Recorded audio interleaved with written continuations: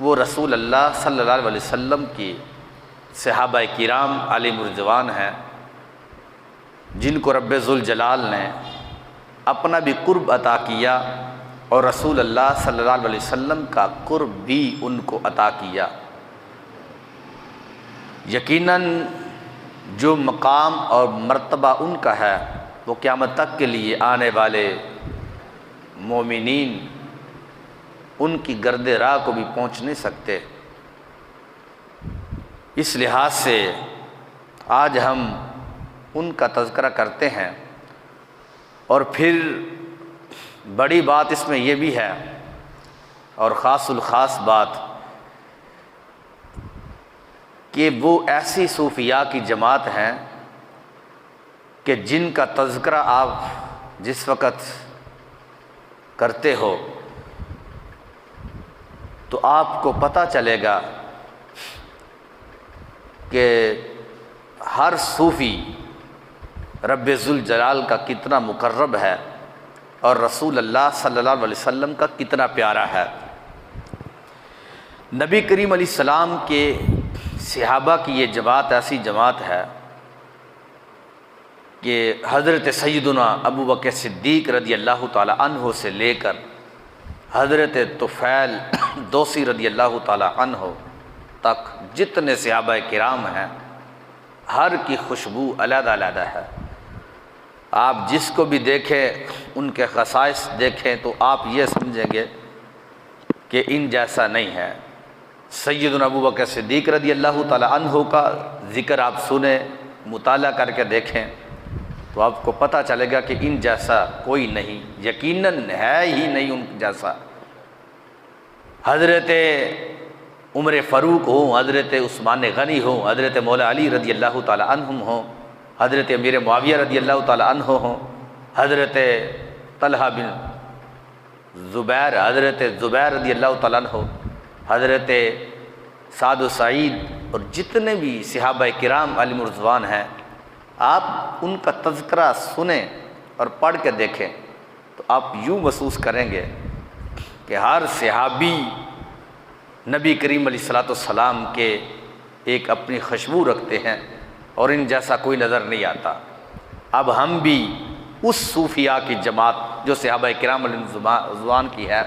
یہ میں اختصار سے چند صحابہ کرام علیہم رضوان کا تذکرہ کرتا ہوں،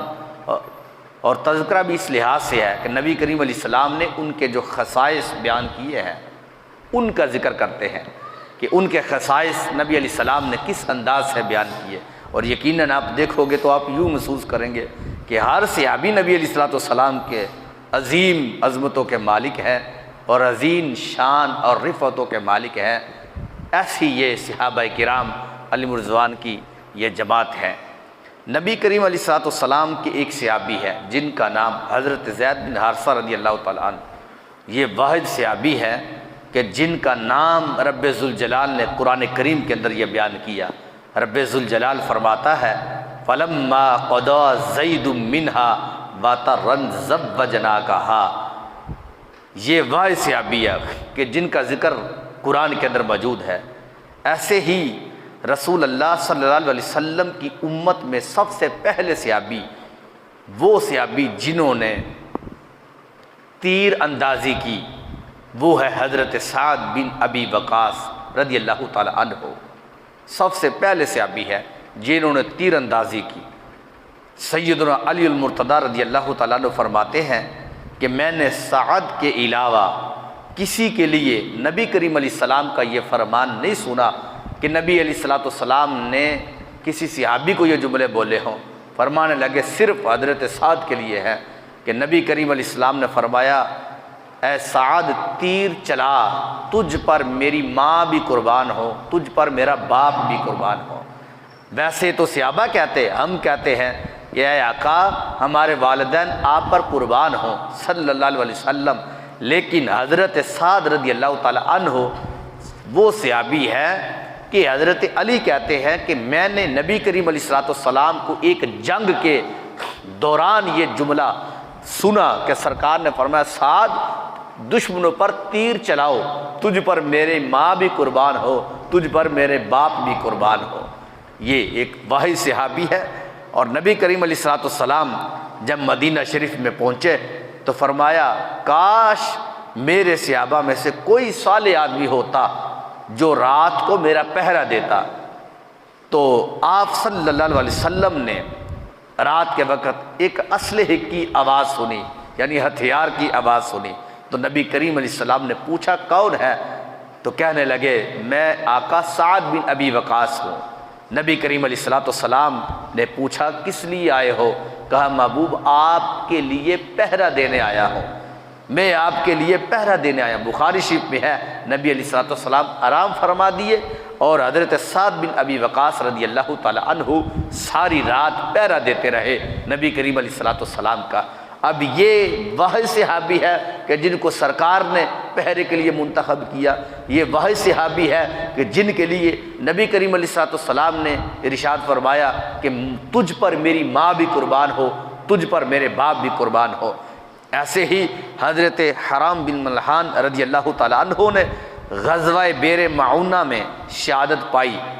آپ پہلے شہید ہیں کہ اپنے زخم کا خون ہاتھ میں لے کر اپنے چہرے پر ڈالا اور یہ جملہ کیا، بیان کیا فزت برب الکعبہ، یعنی رب کعبہ کی قسم میں کامیاب ہو گیا ہوں۔ یعنی جب شہید ہوئے نا تو خون جو آپ کے جسم سے نکلا تھا تو وہ خون آپ نے لے کر اپنے چہرے کے اوپر ملا اور سرکار صلی اللہ علیہ وسلم سے کہنے لگے فزت ورب الکعبہ، میرے آقا رب کعبہ کی قسم ہے یہ تمہارا غلام ہے حرام بن ملحان، یہ کامیاب ہو گیا ہے، کامیاب ہو گیا ہے۔ یہ وہ واحد صحابی ہے کہ جنہوں نے یہ جملہ جو ہے وہ بولا اور یہ سعادت جو ہے ان کو میسر آئی۔ ایسے ہی جنگ بدر میں عبیدہ بن سعید یہ مشرکین میں سے تھا، یہ لباس لوہے کا پہن کر میدان میں جس وقت اترا تو سیدنا زبیر بن عوام نے، یہ نبی علیہ السلام کے صحابی تھے، انہوں نے ان کو بچھاڑا اور اس پر سوار ہو گئے، یہاں تک کہ اتنا لوہے کا لباس دوران جنگ اس میں پہنا ہوا تھا کہ کوئی اس کے جسم کے اوپر ایسی ننگی جگہ ہی نہیں تھی کہ جس پر کوئی تیر حملہ ہوتا اس کے اوپر لگتا تو وہ وہیں پہ واصل جہنم ہوتا، اس کے اوپر کوئی نیزہ لگتا واصل جہنم ہوتا۔ لیکن یہ واحد صحابی تھے جن کا نام حضرت زبیر بن عوام، یہ نیزہ پھینکنے میں اور سیدھا اس جگہ پہ نشانہ لگانے میں بڑے تیز تھے۔ انہوں نے نیزہ پکڑا اور وہ جو عبیدہ بن سعید جو تھے ان کی آنکھ کے اوپر نیزہ مار کے اس کو واصل جہنم کر دیا۔ اتنا یعنی ان کو یہ سعادت حاصل تھی۔ اور پھر وہ جو نیزہ جو مارا گیا تھا اس کو نبی کریم علیہ السلام کو اتنا وہ نیزہ پسند آیا کہ آقا کریم علیہ السلام نے اس کے بعد یعنی جنگ بدر کے بعد رسول اللہ صلی اللہ علیہ وسلم نے اس نیزے کو قبول کیا، اپنے پاس رکھا۔ جب تک سرکار ظاہری زندگی میں رہے آپ اپنے پاس اس نیزے کو رکھتے جو حضرت زبیر بن عوام کا تھا، جو اس نے سعید کو مارا تھا، وہ جو مشرکین میں سے تھا اس کو جو مارا تھا عبیدہ بن سعید کو، تو وہ نیزہ سرکار نے اپنے پاس رکھا۔ اور پھر نبی کریم علیہ السلام کے پردہ کر جانے کے بعد رسول اللہ صلی اللہ علیہ وسلم نے اس نیزے کو حضرت سیدنا صدیق اکبر کو عطا کیا، پھر حضرت عمر فاروق کے پاس آیا، پھر حضرت عثمان غنی کے پاس آیا، پھر یہی نیزہ جو ہے حضرت جناب والا مولا علی رضی اللہ تعالیٰ عنہ کے پاس آیا، پھر اس کے بعد حضرت عبداللہ بن زبیر رضی اللہ تعالیٰ عنہ کے پاس یہ نیزہ رہا۔ اتنی یعنی ایک عظمت کے مالک تھے کہ سرکار نے اتنا پسند ان کو کیا کہ اس کا نیزہ بھی اپنے پاس رکھا، پھر خلفائے راشدین کو دیا، فرمایا یہ بڑی برکت والا نیزہ ہے۔ تو سوچو جس نبی کے صحابی کا نیزہ اتنی برکت والا ہے تو پھر اس صحابی کا کہ برکت جو ہے اس کا لحاظ کیا ہوگا، اس کا مقام کیا ہوگا۔ ایسے ہی حضرت زبیر بن عوام رضی اللہ تعالیٰ عنہ کی ایک یہ بھی فضیلت ہے کہ وہ پہلے صحابی ہے جنہوں نے اللہ کے رستے میں تلوار اٹھائی تھی، تلوار اٹھائی، پہلے یہ صحابی ہے۔ اور اس ذوالغابہ میں یہ حدیث شریف موجود ہے کہ آپ وہ عظیم مجاہد ہیں کہ جن کا ہر عضو جو ہے وہ جہاد میں رب کے رستے میں زخمی ہوا تھا، جسم کا کوئی حصہ نہیں بچا کہ جو حصہ میدان جہاد میں ان کا زخمی نہ ہوا ہو، رب کے رستے میں زخمی نہ ہوا ہو، یہ وہ واحد صحابی ہیں۔ اور حضرت طلحہ بن عبید اللہ رضی اللہ تعالی عنہ واحد صحابی ہیں جنہوں نے رسول اللہ صلی اللہ علیہ وسلم کی طرف ہر آنے والے تیر کو اپنے ہاتھ پر لے لیا۔ یعنی ایک جنگ کے اندر جب وہ تیروں کی بارش ہوئی، نبی کریم علیہ السلام کے پاس تھے، تو انہوں نے اپنا ہاتھ اس طرح جو ہے وہ کر دیا، جو تیر بھی آتا وہ اپنے ہاتھ پر کھا لیتے، لیکن نبی علیہ السلام پر کے قریب بھی وہ تیر جانے نہیں دیتے تھے۔ تو وہ کہنے لگے، پھر کیا ہوا؟ اس کا نتیجہ یہ نکلا کہ پوری زندگی کے لیے حضرت طلحہ بن عبید اللہ رضی اللہ تعالی عنہ کا ہاتھ شل ہو گیا۔ اب اس سے پوری زندگی کام نہیں کر سکتے تھے، وہ ہاتھ جو تھا وہ معذور ہوا۔ کس کی خاطر؟ اللہ کے رسول صلی اللہ علیہ وسلم کی خاطر، کہ انہوں نے اپنے ہاتھ کو تو زخمی کروایا، شل کروا لیا، لیکن باوجود اس کے کہ انہوں نے سرکار کے اوپر کوئی تیر آنے ہی نہیں دیا تھا، جس کی وجہ سے کوئی سرکار کو تکلیف ملے۔ اور اس کے بعد جب جنگ احد میں نبی کریم علیہ الصلوۃ والسلام کا دفاع کر رہے تھے، تو آپ صحابہ کرام علی مرضوان جو ہیں وہ سرکار سے بکھر گئے، یعنی آپس میں منتشر ہو گئے۔ حضرت ابو طلحہ رضی اللہ تعالیٰ عنہ ایسے بہادر صحابی تھے کہ اپنی ایک ڈال سے نبی کریم علیہ السلام کا دفاع کر رہے تھے۔ آپ نہایت زبردست تیر انداز تھے۔ آپ نے اس دن 3 کمانیں جو ہے وہ توڑی تھی، یعنی اتنے تیر جو ہے آپ نے چلائے کہ 3 کمانیں جو ہے وہ آپ نے توڑی۔ جب کوئی آدمی، اور سرکار صلی اللہ علیہ وسلم اتنا ان کی تیر اندازی کو پسند کرتے کہ نبی کریم علیہ السلام اس وقت آپ کے پاس تشریف فرما تھے جب دشمنوں کے اوپر یہ تیر چلا رہے تھے، تو جب کوئی صحابی تیر لے کر ان کے پاس سے گزرتا نا، تو آقا علیہ السلام فرماتے کہ میرے صحابی یہ جو تمہارے پاس تیر ہے یہ طلحہ کے پاس رکھو، طلحہ کے پاس بکھیر دو ان کے پاس وہ تیر جو ہے وہ پاس رکھ دیتے۔ حضرت طلحہ رضی اللہ تعالی عنہ جو ہے وہ تیر پکڑتے تو پکڑ کر وہ دشمنوں کے اوپر اس کا وار کرتے، دشمنوں کی طرف وہ پھینکتے۔ کئی دشمن جو ہے وہ واصل جہنم کیے حضرت طلحہ رضی اللہ تعالی عنہ نے۔ اور ایک پھر کیا ہوا، جب تیر چلا رہے تھے تو نبی کریم علیہ السلام اس طرح وہ جو درمیان میں جو یعنی جو ایک اوڑ بنی ہوئی ہوتی ہے، تو وہ نبی کریم علیہ السلام نے چاہا کہ میں تھوڑا سا اوپر ہو کر دیکھوں کہ وہ دشمن کہاں تک پہنچے ہیں اور کہاں تک رہ گئے ہیں۔ تو کہتے ہیں کہ جس وقت سرکار صلی اللہ علیہ وسلم دیکھنا چاہتے، آپ نے اپنا سر مبارک اٹھایا تو حضرت طلحہ رضی اللہ تعالی عنہ کہنے لگے کہ میرے آقا صلی اللہ علیہ وسلم، نہری دون نہری کا، آپ کے سر پر میری گردن، آپ کی گردن پر میری گردن قربان ہو، میرے آقا اپنے سر مبارک کو نیچے کر لیجئے، کہیں ان کا تیر آپ کے اوپر نہ لگ جائے، آپ اپنے جو ہے وہ سر مبارک کو نیچے کر لیجئے گا۔ کہ یعنی اتنے زخم ہونے کے باوجود اور اتنے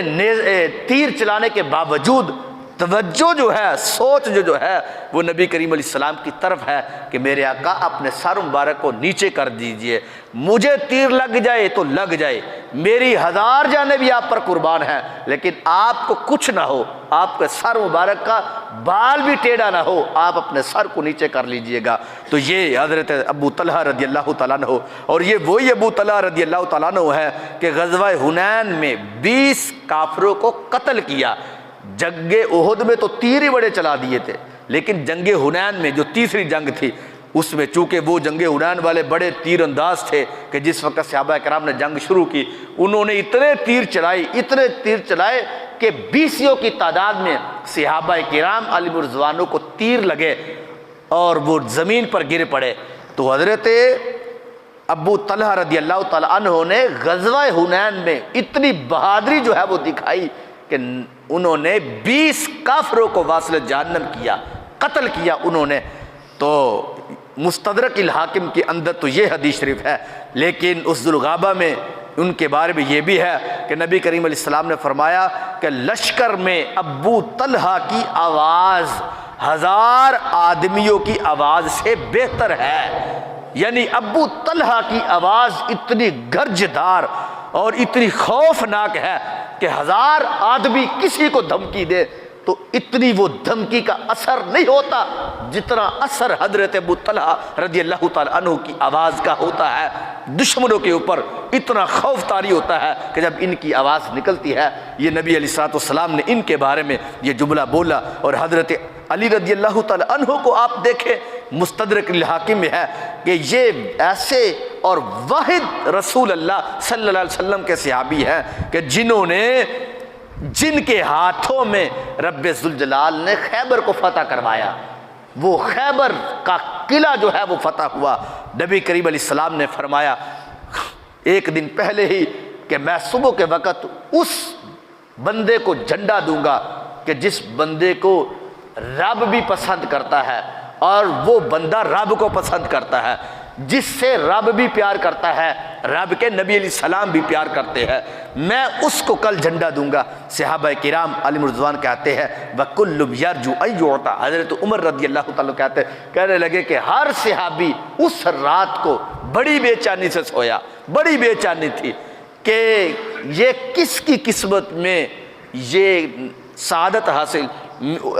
ملے گی، کس کی قسمت میں ہوگی۔ تو کہنے لگے کہ جب صبح کا وقت آیا تو نبی علیہ السلام نے فرمایا علی کو بلایا جائے۔ جب حضرت علی رضی اللہ تعالیٰ عنہ کو بلایا گیا تو کہنے لگے کہ میرے آقا میری تو آنکھ ہی ٹھیک نہیں ہے، آنکھیں دکھتی ہیں۔ تو نبی علیہ الصلوۃ والسلام نے اپنا لعاب دہن نکال کر حضرت علی رضی اللہ تعالیٰ عنہ کی آنکھوں میں لگایا اور پھر آقا علیہ السلام نے تلوار دی، تلوار لے کر وہ خیبر کی طرف بڑھے۔ رب نے ان کے ہاتھ سے اس خیبر کو فتح کروایا تھا۔ یہ واحد صحابی ہے، ان کی تو بڑی شان ہے۔ تو حضرت اسی طرح رسول اکرم صلی اللہ علیہ وسلم کے ایک اور صحابی ہیں حضرت اسامہ بن زید رضی اللہ تعالیٰ عنہ کو ایک لشکر کا سالار بنایا گیا، ایک لشکر کا۔ اور یہ سرکار مدینہ صلی اللہ علیہ وسلم کے وصال مبارک کے آخری دن تھے، اس میں آقا علیہ السلام نے یہ حضرت اسامہ بن زید کو ایک لشکر کا سالار جب بنایا ان کو، تو صحابہ کرام علیہ رضوان میں سے کچھ صحابہ تھے، انہوں نے آقا علیہ السلام کو تجویز دی کہ میرے آقا یہ جوان ہیں، یعنی دوسروں کے لحاظ سے ان کو ابھی اتنا جنگی محاذ کا تجربہ بھی نہیں ہے۔ انہوں نے کچھ گزارشات رسول اللہ صلی اللہ علیہ وسلم کی بارگاہ میں کی تو کہنے لگے کہ میرے آقا آپ اس طرح فرمائیں، یعنی کسی اور کے بارے میں تجویز دی کہ کسی اور کو منتخب کر لے۔ تو نبی علیہ الصلوۃ والسلام کا جملہ تھا، آقا علیہ السلام نے فرمایا ان کان لأحب الناس الیہ، فرمایا خدا کی قسم ہے جس کے قبضہ قدرت میں میری جان ہے، فرمایا ان کا باپ بھی مجھے بڑا پیارا لگتا تھا اور اب ان کا بیٹا یہ اسامہ بن زید جو ہے وہ بھی مجھے بڑے ہی پیارے لگتے ہیں، لہٰذا جو فیصلہ میں نے کر دیا فیصلہ وہی ہے۔